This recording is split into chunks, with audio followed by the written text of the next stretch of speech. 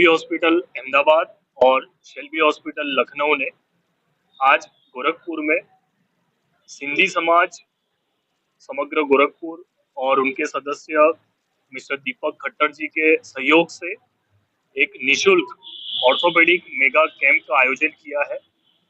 इस कैंप में ऑर्थोपेडिक तकलीफों से संबंधित जैसे कि घुटना, कुल्हा, रीढ़ की हड्डी, लिगामेंट की चोटें, पुराने फ्रैक्चर्स के लिए पेशेंट्स को निशुल्क परामर्श की सुविधा उपलब्ध है। क्या सर्जरी भी आप लोग करेंगे या सिर्फ ओपीडी के अंदर देख करके सजेस्ट करके छोड़ देंगे? जिस भी पेशेंट को सर्जरी की आवश्यकता है, जिसको भी बोला गया है, उन पेशेंट्स को लखनऊ में शेल्बी हॉस्पिटल में सर्जरी की सुविधा उपलब्ध है। आजकल एक ट्रेंड चल रहा है रोबोटिक सर्जरी और आपके जो नॉर्मल सर्जरी में फर्क क्या है? रोबोटिक सर्जरी और नॉर्मल सर्जरी।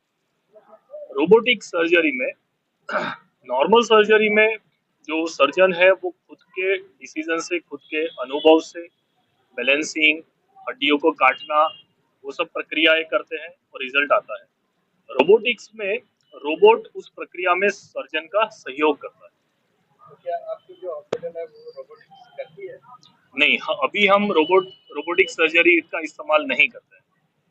एक जनरल आम जो परेशानी होती है लोग बाग में, जो खासतौर से मोटरसाइकिल चलाते हैं उनको बैक पेन बहुत ज्यादा होता है, तो उसके प्रिकॉशन के लिए या उसको ठीक करने के लिए क्या सलाह देंगे? बहुत अच्छा सवाल है। मैं एक चीज कहना चाहूंगा कि Shelby hospital Ahmedabad, Shelby hospital Lucknow के द्वारा हम तकरीबन उत्तर प्रदेश के हर एक डिस्ट्रिक्ट में निशुल्क ऑर्थोपेडिक कैंप करते हैं। हमारे ऑर्थोपेडिक कैंप का मुख्य उद्देश्य ये होता है कि जैसे आपने पूछा रीढ़ की हड्डी की तकलीफ, किसी को इशारा चालू हुआ है जोड़ों में, ये ऐसी तकलीफें हैं जिसमें डेली लाइफस्टाइल, आप दैनिक जीवन क्रिया में कई ऐसी प्रवृत्तियां हैं जो आप करते हो, खुराक उसमें कई ऐसी चीजें हैं जो हम डेली कंज्यूम नहीं करते हैं, तो ये उसमें मेजर रोल निभाती है। जैसे कि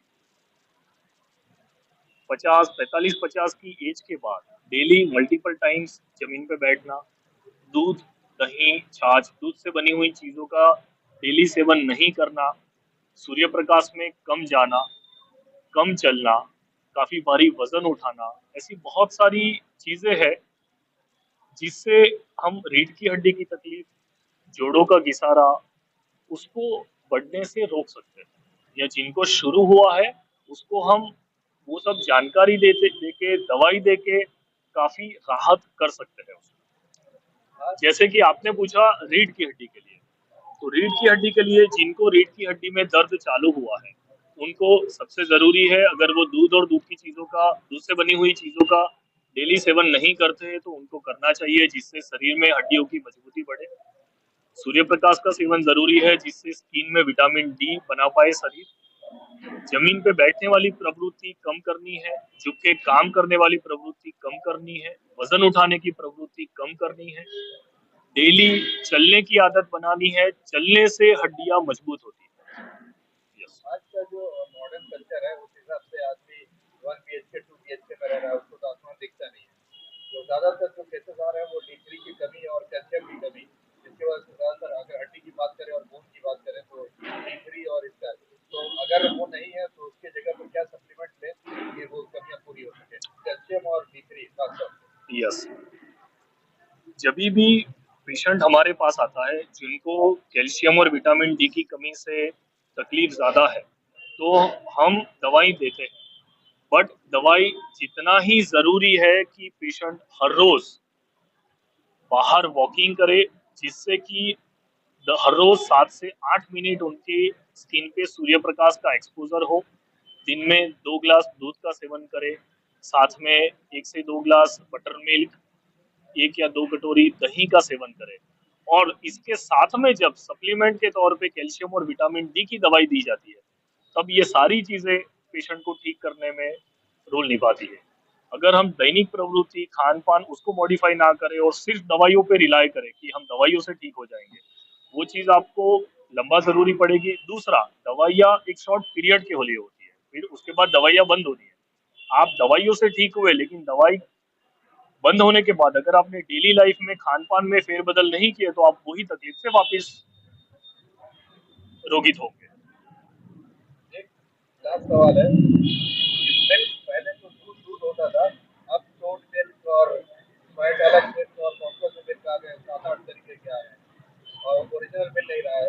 तो अगर किसी को सेवन करना है तो कौन सा मिल्क एज ए ऑर्थोपेडिक्स आप सजेस्ट करेंगे?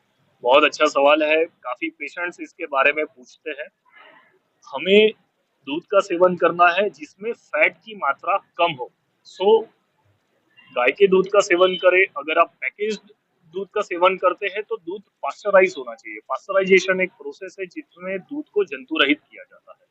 सो पैकेज्ड दूध का सेवन करते हैं तो वो दूध पास्चराइज्ड होना चाहिए और लो फैट होना चाहिए। उसमें उसमें फैट ज्यादा नहीं होना चाहिए। हम दूध का सेवन कैल्शियम के लिए करना है। डॉक्टर श्रीकुंज पटेल।